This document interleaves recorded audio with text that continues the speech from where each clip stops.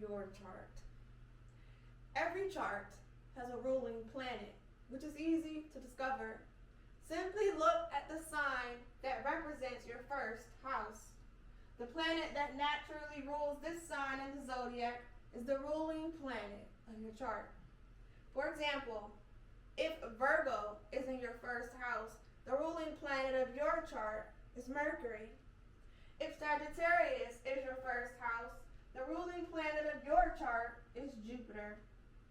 Now carefully note in which sign and in what house your ruling planet appears on your chart. Its position has a great influence in your life and to a large extent colors your personality. Be sure to find your ruling planet and check its position in your chart. This is an important clue when interpreting a horoscope. What is the ruler of your sun? In a chart, the planet that rules the sun sign has a great significance. This planet, called the dispositor of the sun, strengthens the power of the sun in your chart. If, for example, your sun were in Libra, you would study the position of Venus, the ruler of Libra, to see how it influences you. It is useful to study the planet that rules your sun and see its influence in your chart. What is the ruler of your moon? Just as you looked at the ruler of your sun sign in your chart, you should study the planet that is the ruler of your moon sign. If, for example, your moon is in Aries, the planet Mars, which rules Aries, would be important in your chart. The moon, as you remember, gives an indication of your emotional life, of the hidden currents in your personality. The position of the ruler of the moon in your chart underlines the kind of emotional impact you have on others. Be sure to look at the ruler of your moon sign. You will find it interesting to figure out how this planet motivates you. The 4 points in your chart. The first thing an astrologer examines in a chart are the 4 angles of a horoscope. These 4 angles are the most important points in a chart. They indicate power, strength, and activity. In astrology, they are sometimes called wide open doors because planets here can act freely and unimpeded.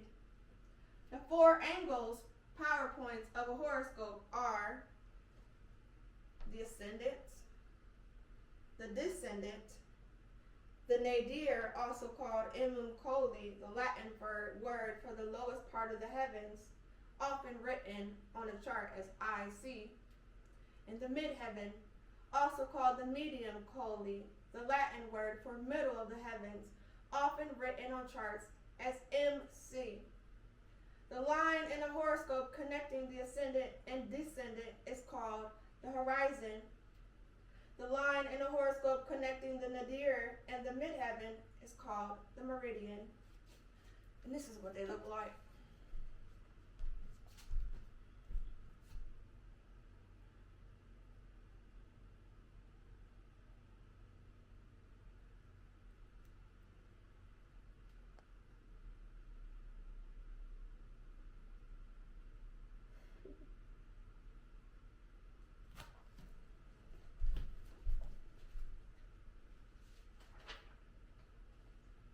In a chart, the line of the ascendant marks the cusp of the first house.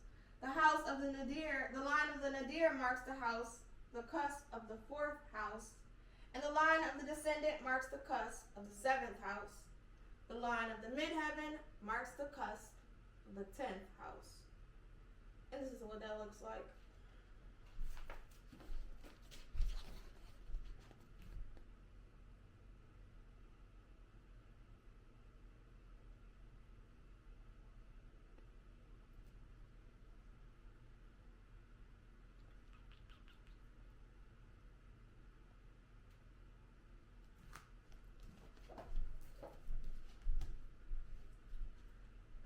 Are extremely forceful in your chart if they are on or near the cusp of the 1st, 4th, 7th, or 10th houses, called angular houses. Indeed, any planets in these 4 houses are prominent and powerful. Planets at the ascendant or in the 1st house represent strength of character and personality, the power of a person's self. On the opposite side of the horoscope, planets at the descendant or in the 7th house represent strength through relationships, partnerships, and marriage, the channeling of power in tandem with another person. Planets at the nadir or in the 4th house represent strength through a person's beginnings, where he or she inherits from a previous generations. The 4th house is a mystical house, and therefore planets here indicate the subconscious motivation behind a person's actions. Planets in this house also give an indication of what the latter part of life will be like. The opposite side of the nadir is the midheaven. Planets at the midheaven or in the 10th house represent strength in the public or outer world, the world of ambition and status. Planets in the 10th house indicate the conscious motivation behind a person's actions. Check the 4 power points in your chart to find out what are the most active and prominent planets in your horoscope. Have you any planets in their dominion? Each planet in astrology has a sign that it naturally rules. For example, Mars rules the sign of Aries. If in your chart a planet is in its home sign, in its dominion, its power is strong and it is able to express its qualities most purely. For example, Mars is very active, assertive, and energetic when it is in its home sign of Aries. If you have a planet or more in its dominion in your chart, study that planet's power and also take into account the house that it occupies. Ask yourself, what kind of power does this planet possess, and in what house is it in? The reason for these 2 questions is that the planet in its own sign has a strength to advance the affairs of the specific house that it's in. For example, suppose that in your chart Jupiter, the planet of luck, were in Sagittarius, the sign that Jupiter rules and the sign of higher learning, and in your 2nd house, in the house of wealth. You will be likely to earn a very comfortable living and have an easy time financially doing work that involve your higher intellectual faculties, such as in the professions of law, publishing, teaching, or writing. Have you any planets in mutual reception? 2 planets are in mutual reception when each one occupies the sign that the other one rules. You might think of it as 2 planets visiting each other's homes. For example, if in your chart Venus is in Sagittarius, ruled by Jupiter, and Jupiter is in Libra, ruled by Venus, Venus and Jupiter are in mutual reception. This is a very positive position for the 2 planets to be in, for each one strengthens the power of the other. They will work in cooperation with each other, each one emphasizing the effect of the other planet.